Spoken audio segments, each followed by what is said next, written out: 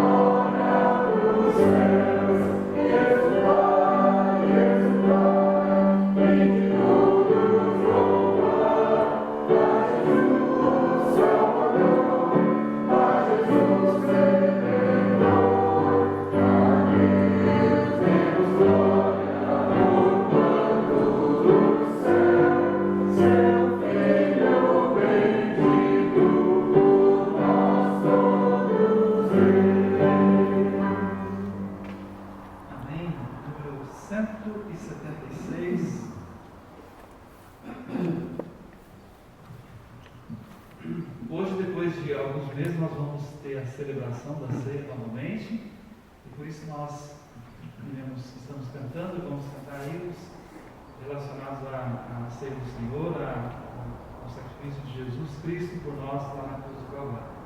Número 176.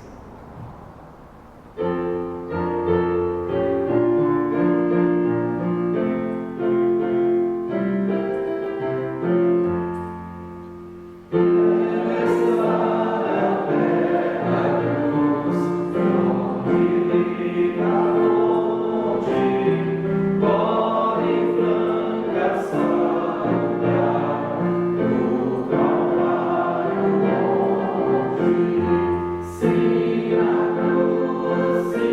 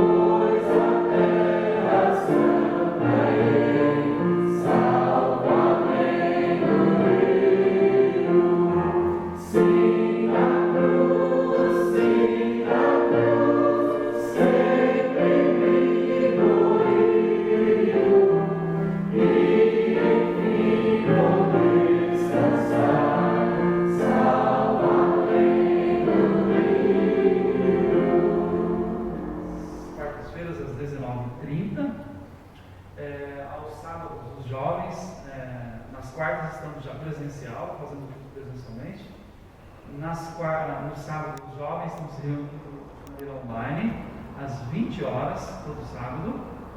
E aos domingos, a nossa programação então de manhã, às 10, agora de manhã às 10, e também à noite às 19 horas, os nossos cultos então semanais. Muito bem, são esses os nossos avisos. Hoje então nós vamos cantar mais um hino e depois vamos ter a celebração da Ceia do Senhor. Hino de número 184.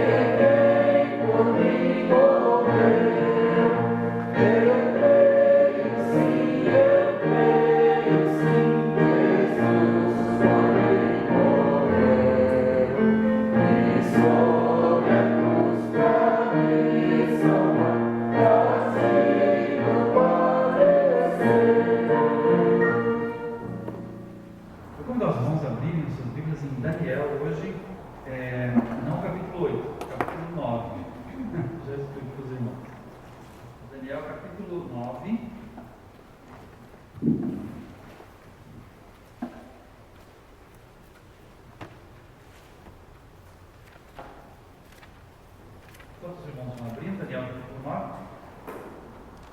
Nós estamos pregando aí no livro de Daniel, desde o capítulo 1, chegamos aí ao capítulo 8, né? Hoje do capítulo 8, mas eu vou diretamente para o capítulo 9, tendo visto que o capítulo 8, ainda que com uma descrição, vamos dizer assim, diferente, né, do que Daniel vai falar, ele vai falar sobre o carneiro e o bode, você pode depois ler ali com cuidado, mas a ideia ainda é a mesma do capítulo 7, só que daí numa visão diferente, né? Apresentando os reinos da Medo-Pérsia e da Grécia. Então, coisa que a gente já tem visto anteriormente nas últimas mensagens, né? Por isso que daí a razão para a gente já ir para o capítulo 9. Então, o capítulo 8 ele é praticamente uma continuidade do capítulo 7 e ele vai descrever a Grécia ali e de duas formas, daí como dois animais, né? Como um sendo o carneiro e o outro sendo o bode, que é bem interessante, você pode também dar uma olhada ali e vale a pena, né? Porém, como a gente já tem falado bastante sobre isso nas últimas mensagens, então a gente vai direto para o capítulo 9. Capítulo 9, nós temos então, versículo 1, a partir do versículo 1, nós temos a oração de Daniel. Capítulo 9, versículo 1 diz assim, a palavra do Senhor. No primeiro ano de Dario, filho de Assuero, da linhagem dos Medos, o qual foi constituído rei sobre o reino dos caldeus, No primeiro ano do seu reinado, eu, Daniel, entendi pelos livros que o número de anos de que falara o Senhor ao profeta Jeremias, que haviam de durar as assolações de Jerusalém, era de 70 anos. Voltei o rosto ao Senhor Deus para o buscar com oração e súplicas, com jejum, pano de saco e cinza. Orei ao Senhor meu Deus, confessei e disse: Senhor, Deus grande e temível, que guardas a aliança e a misericórdia para com os que te amam e guardam os teus mandamentos. Temos pecado e cometido iniquidades, procedemos perversamente, fomos rebeldes, apartando-nos dos teus mandamentos e dos teus juízos. Não demos ouvidos aos teus servos, os profetas, que em teu nome falaram aos nossos reis, nossos príncipes e nossos pais, como também a todo o povo da terra. A ti, ó Senhor, pertence a justiça, mas a nós o corar de vergonha, como hoje se vê. Aos homens de Judá, os moradores de Jerusalém, todo Israel, quer os de perto, quer os de longe, em todas as terras por onde os tens lançado, por causa das suas transgressões que cometeram contra ti. Ó Senhor, a nós pertence o corar de vergonha, aos nossos reis, aos nossos príncipes e aos nossos pais, porque temos pecado contra ti. Ao Senhor nosso Deus pertence a misericórdia e o perdão, pois nos temos rebelado contra ele. Não obedecemos à voz do Senhor nosso Deus para andarmos nas suas leis, que nos deu por intermédio de seus servos os profetas. Sim, todo Israel transgrediu a tua lei, desviando-se para não obedecer a tua voz. Por isso, a maldição e as imprecações que estão escritas na lei de Moisés, servo de Deus, se derramaram sobre nós, porque temos pecado contra ti. Ele confirmou a sua palavra, que falou contra nós e contra os nossos juízes que nos julgavam, e fez vir sobre nós grande mal, porquanto nunca, debaixo de todo o céu, aconteceu o que se deu em Jerusalém. Como está escrito na lei de Moisés, todo este mal nos sobreveio. Apesar disso, não temos implorado o favor do Senhor nosso Deus, para nos convertermos das nossas iniquidades e nos aplicarmos à tua verdade. Por isso, o Senhor cuidou em trazer sobre nós o mal e o fez vir sobre nós, pois justo é o Senhor, nosso Deus, em todas as suas obras que faz, pois não obedecemos à sua voz. Na verdade, é o Senhor, nosso Deus, que tiraste o teu povo da terra do Egito com mão poderosa, e a ti mesmo adquiriste renome, como hoje se vê, temos pecado e procedido perversamente. Ó Senhor, segundo todas as tuas justiças, aparte-se a tua ira e o teu furor da tua cidade de Jerusalém, do teu santo monte, porquanto por causa dos nossos pecados, por causa das iniquidades dos nossos pais, se tornaram Jerusalém o teu povo opróbrio para todos os que estão em redor de nós. Agora, pois, ó Deus nosso, ouve a oração do teu servo, e as súplicas, e sobre o teu santuário assolado, faze resplandecer o rosto por amor do Senhor. Inclina, ó Deus meu, os ouvidos e ouve.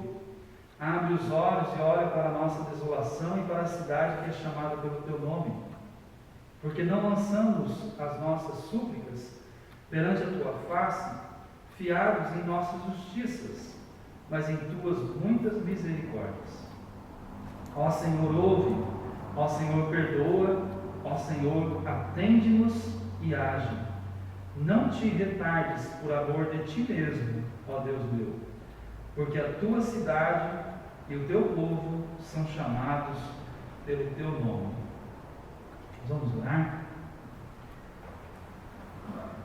Pai, queremos te agradecer mais uma vez pela oportunidade de estarmos aqui reunidos, e agora que vamos meditar na tua palavra, pedimos sabedoria, pedimos a direção do teu Santo Espírito, para que assim possamos conhecer mais do Senhor, mais do teu poder, da tua graça, do teu amor, de quem tu és, ó Deus, e ao mesmo tempo também daquilo que o Senhor tem feito, da maneira como o Senhor tem agido na vida dos teus filhos, dos teus servos no decorrer dos anos.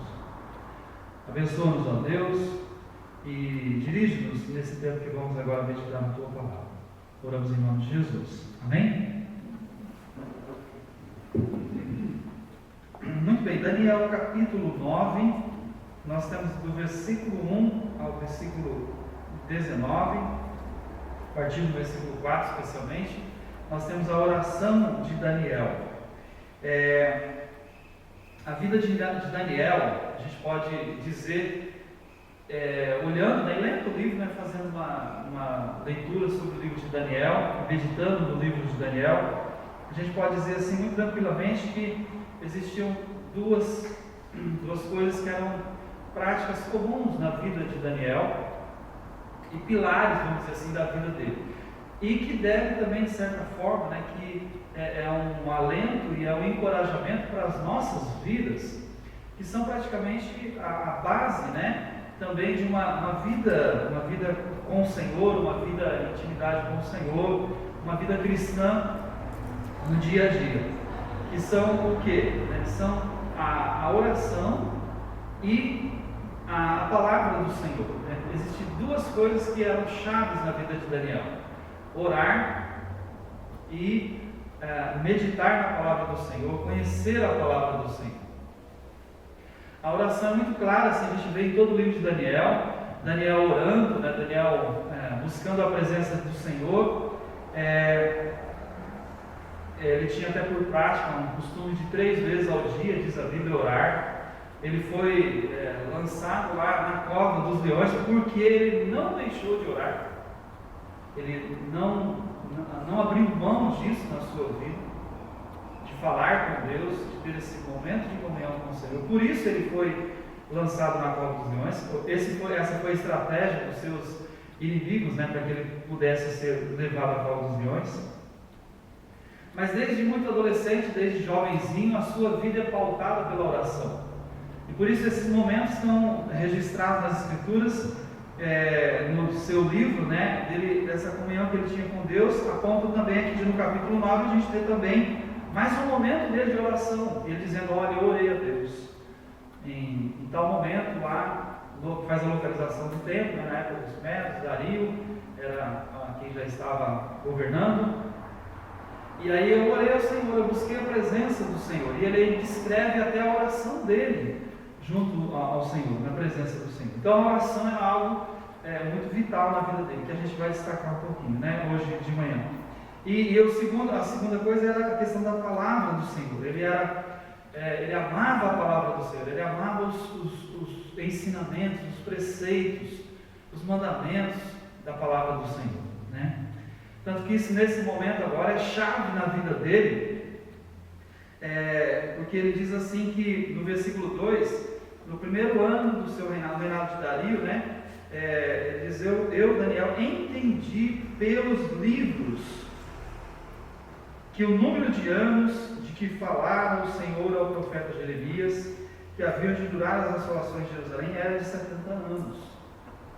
Do que ele está falando, Está falando do período desde quando o povo de Israel foi tirado lá da sua terra, foi levado para a Babilônia. Depois, é claro, veio toda aquela mudança de império, vieram os Medo-Persas, mas ele entendeu que desde a saída do povo, desde quando eles foram tirados de lá, esse período de cativeiro, esse período longe de Israel, ele entendeu estudando o profeta Jeremias, que havia escrito nessa época, que era um profeta que alertou muito o povo de Israel dos seus pecados, das suas falhas, que chamou o povo ao arrependimento, mas o povo não ouviu. Mas Daniel, então, estudando, meditando na palavra do profeta Jeremias, ele entendeu que esse período se tratava de 70 anos. Ou seja, que depois de 70 anos, o povo de Israel ia poder ser restabelecido, como vai acontecer na sequência da história. Ele seria restabelecido a sua terra, devagarinho, mas seria restabelecido, voltaria para a sua terra.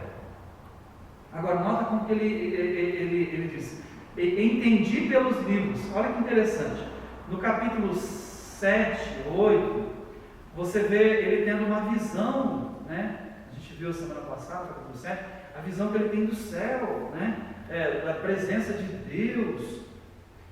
Mas olha aqui, irmãos, aqui ele está, no capítulo 9, ele está estudando. Ele está indo lá para a palavra, para os escritos dos profetas, para entender. Ou seja, ele vai para a palavra, ele não ficou resumido, então ele teve a visão e agora pronto. Não, ele vai, ainda que ele era um profeta e Deus falou muitas vezes com ele dessa forma, e assim falava, a gente viu semana passada, no passado, mas ele se dedicava e estudando o profeta Jeremias, ele entendeu. Ele chegou lá à conclusão que era 70 anos. Quando Daniel foi levado, quando foi tirado de Israel, levado lá para cativo, ele era bem jovenzinho. E os anos se passaram. E agora ele já estava com em torno, né? Aí às vezes um diz uma coisa, diz outra, mas em torno ali de uns 80 anos, irmãos. Em torno de uns 80 anos ele tinha. E na sequência, né, depois que ele compreende aqui capítulo 9, ele já está de idade, ele compreende isso, não ia demorar muito para que o povo de Israel começasse a retornar, já os primeiros começassem a retornar para a sua terra. Então, mas antes deles começarem a retornar, Daniel já tinha compreendido que isso ia acontecer, que isso já tinha sido falado pelo profeta, que já estava registrado, mas que ninguém tinha ainda visto, né? É mais ou menos assim, a palavra já está aqui para nós, a palavra de Deus já está aí na sua mão, nas nossas mãos hoje em dia. E como muitas às vezes a gente deixa distante a palavra na vida da gente, e daí a gente, às vezes a pessoa vai, faz coisas e vive assim, até que de repente ele volta-se para a palavra, aí ele olha para a palavra, mas a palavra sempre disse isso. Eu que fiquei vagueando, não me voltei para a palavra, ou não criei, ou não apliquei a palavra na minha vida, mas a palavra já está aqui. É o que Daniel entendeu, ele foi lá, estava claro, estava registrado pelo profeta. E aí ele compreendeu isso, né? Quando ele compreende que eles iam retornar, então ele faz a sua oração, né? Ele faz a sua oração, que está aí no capítulo 9, né? Que eu quero destacar algumas coisas, não vou me estender muito, né? Hoje, por causa da ceia também, senão a gente estende demais, mas quero destacar alguns aspectos. Deixe-me só ainda antes da gente chegar ali na oração dele, só dizer o seguinte para os irmãos. É nesse período, nesses 70 anos que o povo de Israel ficou longe da sua terra, que surgiram o que são chamados até hoje, e tem até aqui no Brasil, né, no meio dos judeus, as chamadas sinagogas. O que são as sinagogas? Eram locais em que, porque como eles estavam distantes da sua terra, distantes do templo, distante da onde eles podiam fazer lá os seus sacrifícios a Deus e tudo mais, eles então começaram a se reunir longe da sua terra e começaram a estudar a palavra. E é ali nesse período que surgem as chamadas sinagogas dos judeus, né? E que por sinal tem até hoje, até no Brasil tem sinagogas, tem em Curitiba, tem em Porto Alegre, tem em São Paulo, aqui no Brasil tem várias sinagogas, que são grupos de judeus que longe da sua terra eles se reúnem e se dedicam ao estudo da palavra de Deus. Aliás, hoje eles têm sinagogas, porque eles não têm, os judeus, templo, né? O templo foi destruído, e hoje é onde era o templo mesmo dos judeus, hoje existe uma mesquita construída. Então eles não têm templo, então eles se reúnem em sinagogas.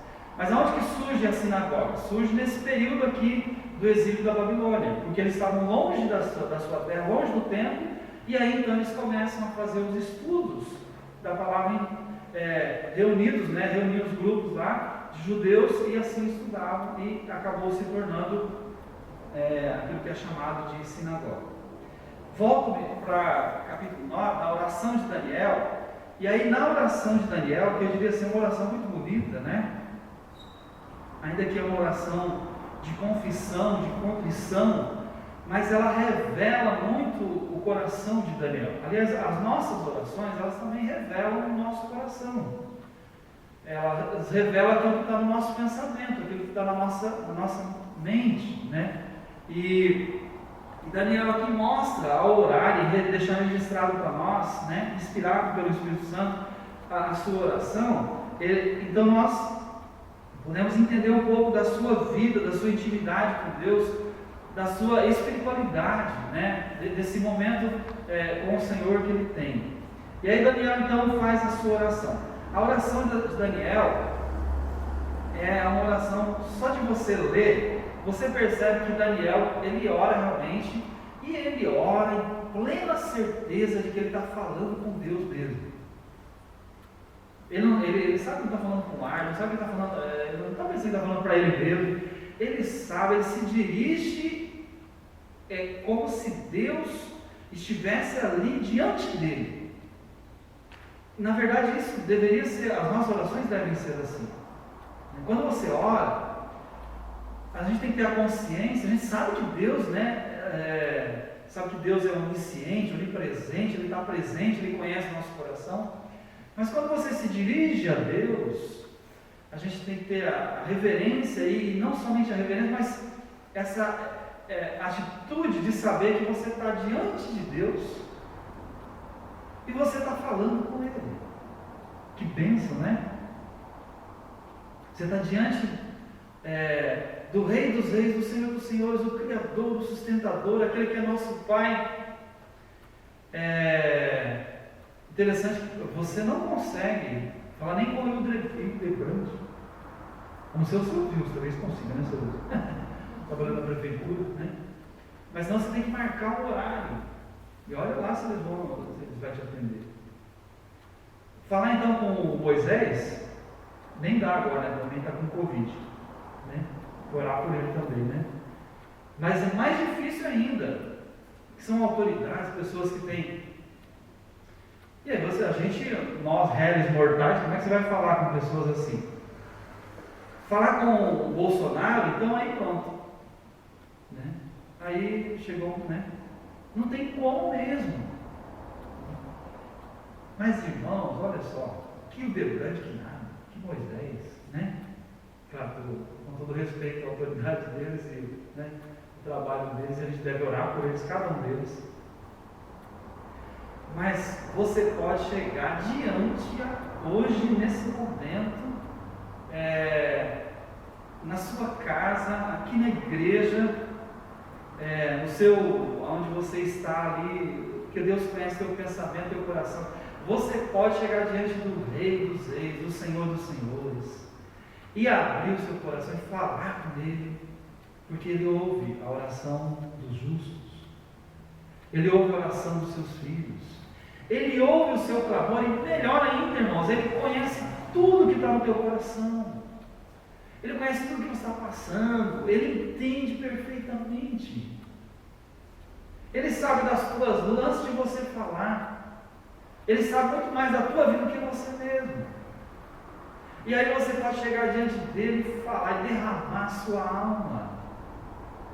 Pode falar da sua vida, dos seus problemas, pode até dos seus temores, dos seus medos, que você, ele não, pelo contrário, ele vai te ouvir. A Bíblia diz: clama-me e responder-te-ei. Eu vou te anunciar coisas ocultas que nem sabes, grandes e ocultas. Diz Jeremias, o profeta Jeremias, né, o Senhor falando por meio do profeta Jeremias. Então a oração é um privilégio, irmãos, é enorme. Por isso que aquele hino do cantor cristão é exato. Ele diz assim: ó, que paz perdemos sempre, ó, que dor no coração. Sabe por quê? Porque nós não levamos tudo a Deus em oração. Não é verdade. E Daniel, a gente pode dizer assim, é um exemplo de alguém que entendeu isso. Então Daniel tem uma intimidade tamanha com o Senhor, um relacionamento, ele sabe da existência de Deus, ele sabe quem é Deus, ele conhece a Deus. Ele sabe que Deus não é um Deus distante que não vai ouvi-lo, mas Deus é um Deus que ouve o clamor dos seus filhos, dos seus servos, que Deus está próximo. Ao mesmo tempo ele sabe que Deus é justo, que Deus é fiel, que Deus trata conosco também, como o pai trata com seus filhos. Deus se compadece de nós, Ele sabe que Deus é misericordioso, que Deus é gracioso, Ele sabe de tudo isso. Então a oração dele é uma oração que revela essa intimidade, e por isso ele faz essa oração de maneira fervorosa, intensa, com clamor, diz o texto, né, com jejum, humilhado, né? Porque ele reconhece que ele está diante de Deus, ele sabe do que eles têm feito, ele sabe do que o povo de Israel tem feito. Eu até entendo, irmãos, que se você olha para a vida de Daniel, você vê alguém muito temente a Deus, que anda com o Senhor, que vive com o Senhor, mas quando ele ora aqui, é interessante porque ele se coloca junto do povo. Você vai ver ele falando assim: olha, nós pecamos. Ele podia se levantar, chegar diante e falar assim: Senhor, eu não pequei não, mas esse povo pecou. Olha o que eles fizeram. Olha como eles se rebelaram contra o Senhor. Está falando do povo de Israel, né? E tinham se rebelado mesmo. O povo de Israel tinha partido para a idolatria, adorado outros deuses. Tinha partido para... não queriam saber do Senhor, tinham se afastado de Deus, se rebelaram contra Deus. Ele podia falar assim: Senhor, ó, eles fizeram isso, eu não. Mas ele diz assim: nós pecamos, nós nos rebelamos. Ele se coloca junto, né? Ele se coloca junto o tempo todo. E daí, na oração, ele mostra o quê? Existem, eu destaco 3 aspectos aqui nessa oração dele, né? Para a gente não se estender tanto. Primeiro, ele... na sua oração, ele revela que ele adora a Deus. Ele adora a Deus. Versículo 4 diz assim: orei ao Senhor meu Deus, confessei e disse: ah, Senhor, Deus grande e temível, que guardas a aliança e a misericórdia para com os que te amam e guardam os teus mandamentos. Ele começa, ele se dirige a Deus, ele está adorando a Deus. Diz: ah, Senhor, Tu és grande, Tu és terrível, o Senhor é tremendo, o Senhor é maravilhoso. Aí eu estou, né? Mas ele está expressando isso, dizendo quem é Deus, e a oração, ela envolve a adoração a Deus. Na verdade, quando a gente estuda sobre a oração, as nossas orações, elas devem conter nas nossas orações a adoração a Deus.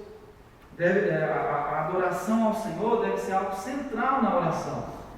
Aliás, uma boa prática na oração é a gente começar sempre a nossa oração, porque se a gente vai orar, a gente já vai concentrar naquilo que você vai pedir, né? Mas na verdade é o contrário, você deveria começar a orar adorando a Deus. Chegar diante de Deus e dizer: Senhor, eu quero Te adorar. Adorar porque Tu és Deus, maravilhoso, grandioso. Tu és o Rei dos Reis, o Senhor dos Senhores. Tu és o nosso Pai. Tu és aquele que nos salvou. Nós temos tantos motivos para adorá-lo, por quem Tu és, pelos Teus feitos, pelas Tuas obras, por tudo que o Senhor criou. Adorai ao Senhor na beleza da Sua santidade. Adorem ao Senhor, né? O salmista vai dizer: tudo que tem fôlego deve louvar ao Senhor, deve adorar ao Senhor.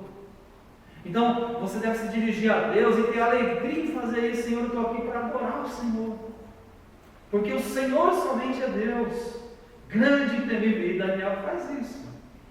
Ele chega e ele reconhece isso, a grandeza, a majestade de Deus. Ele adora a Deus por quem Ele é, pela misericórdia de Deus, pelo perdão de Deus, pela fidelidade de Deus, pela aliança de Deus para com o seu povo, e assim por diante. Mas ele avança, daí no versículo 5 ao 15, a gente tem o que a gente pode chamar assim, de um quebrantamento da parte do profeta. Ele se mostra muito contrito, muito quebrantado. E aí ele faz a confissão, diz o texto, né? Ele confessa os seus pecados e do povo. E como eu mencionei para os irmãos, ele não se coloca à parte. Ele está junto, né? Ele diz assim: nós temos cometido pecado. Nós procedemos, versículo 5, perversamente. Fomos rebeldes, e aí ele vai falando. Em outras palavras, ele dá nome aos bois. Já viu a expressão, né? Ele dá nome ao que eles fizeram de errado. Quando a gente chega na presença de Deus também, irmãos, se temos falhado, a palavra de Deus nos ensina a confessarmos os nossos pecados. E o confessar o pecado primeiro passa pelo reconhecimento de que você fez algo errado.